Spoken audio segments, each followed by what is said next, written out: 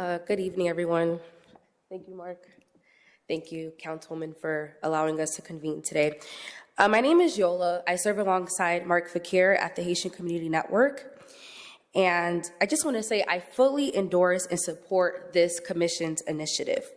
With this initiative, it can benefit us by providing representation in different sectors, which encourages the structure of community and encourages assimilation. It'll enhance job readiness and bridge gaps for language and cultural barriers.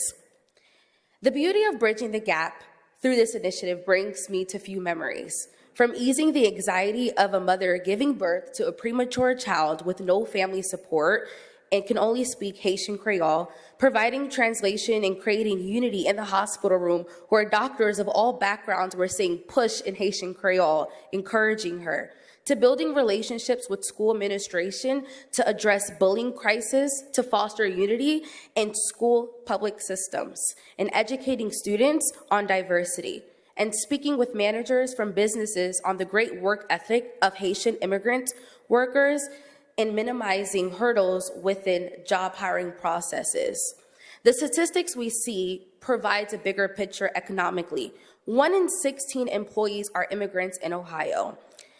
$7 billion are contributed through the pockets of immigrants, and 97.1 is the employment rate that of refugees that are likely to be hired. There's an obvious picture of a willingness to assimilate and willingness to contribute in society. And I believe with this initiative, with this structure, with this commission, we can build a better Columbus together. As a daughter of 2 immigrants from Haiti, I've seen the diligence of immigrants coming here for a better life and working hard. And I'm certain this will build a stronger and better Columbus for us all. Thank you. Thank you.